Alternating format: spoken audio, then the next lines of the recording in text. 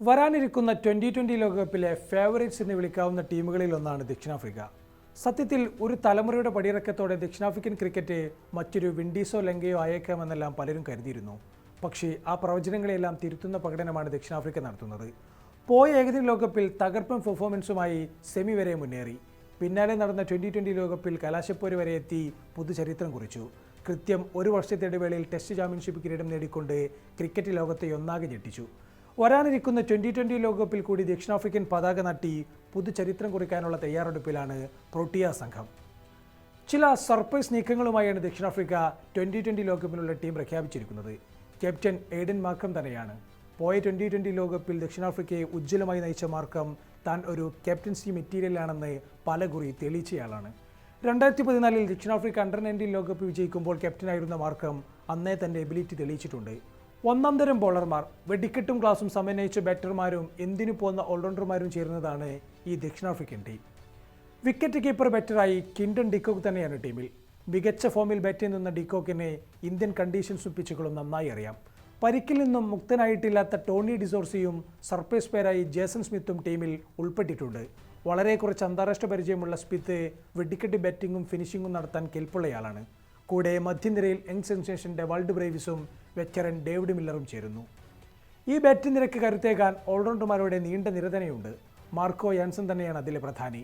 Corbyn Bosch, Donovan Ferreira, George Linde എന്നീ ഓപ്ഷനുകളുമുണ്ട്. Bowling ഡിപ്പാർട്ട്മെൻറ്റും സുശക്തം. പരിക്കുമാരെത്തിയ കഗിസോ റബാഡ മുന്നിൽ നിന്നും നയിക്കുമ്പോൾ ആൻഡിസ് നോർജയും ലുങ്കി എങ്കഡിയും കോന മഫാക്കയും ഒപ്പം ചേരുന്നു. സ്പിൻ ബൗളറായി Keshav Maharaj. Donovan Ferreira, George Linde എന്നിവരും സ്പിൻ ബൗളർ ചെയ്യാൻ പോകുന്നവരാണ്. വേണ്ടി വന്നാൽ ക്യാപ്റ്റൻ മാർക്കത്തിനും സ്പിൻ എറിയാനാകും. ബൗളർമാരിലുള്ള കേശവ് മഹാരാജ്, റബാഡ എന്നിവർ അത്യാവശ്യം ബാറ്റ് പിടിക്കാനും പോന്നവരാണ്. അഥവാ 10ാമൻ വരെ ബാറ്റ് ചെയ്യാൻ പോകുന്നവർ എന്ന കരുത്ത് ദക്ഷിണാഫ്രിക്കക്കുണ്ട്. പല സർപ്രൈസ് പേരുകളും ടീമിൽ ഇടം പിടിച്ചപ്പോൾ പല വലിയ പേരുകളും ഇടം പിടിക്കാതെ പോയി. അതിൽ ഏറ്റവും പ്രധാനി ട്രിസ്റ്റൻ സ്റ്റബ്സാണ്. മറ്റൊരാൾ റിയാൻ റിക്കൽട്ടൺ. ഓപ്പണിംഗിൽ മാർക്കത്തിനൊപ്പം കിൻഡൻ ഡിക്കോക്കിനെ പരിഗണിച്ചപ്പോൾ റിക്കൽട്ടനെ ഉൾപ്പെടുത്താൻ നിർവാഹമില്ലായിരുന്നു എന്നാണ് സെലക്ടറായ പാട്രിക് മൊറോണയുടെ പ്രതികരണം.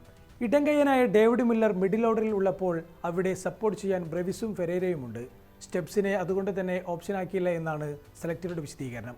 Reeza Hendricks, Gerald Coetzee, Bjorn Fortuin, ബാഡ്മാൻ, തബ്രെ ഷംസി എന്നിവരാണ് പുറത്തായ പ്രമുഖർ. 2020 ടീം പ്രഖ്യാപനത്തിന് പിന്നാലെ ദക്ഷിണാഫ്രിക്കൻ ടീമിലെ കോട്ട സിസ്റ്റവും ചർച്ചകളുണ്ട്. വർണ്ണവിവേചനവുമായി എന്നും കെട്ടുപിണഞ്ഞു കിടക്കുന്നതാണ് ദക്ഷിണാഫ്രിക്കൻ ടീം. അതിന് ചരിത്രപരമായ കാരണങ്ങളുമുണ്ട്.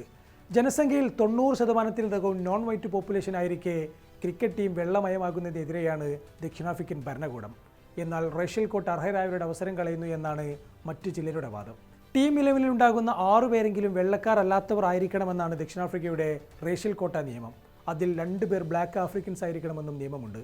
പോയ 2020 ലോകകപ്പിൽ കഗിസോ റബാഡ മാത്രമാണ് ബ്ലാക്ക് ആഫ്രിക്കനായി ടീമിൽ ഇടം പിടിച്ചത്. ഇതെന്ന് വലിയ വിവാദങ്ങളുണ്ടാക്കിയിരുന്നു.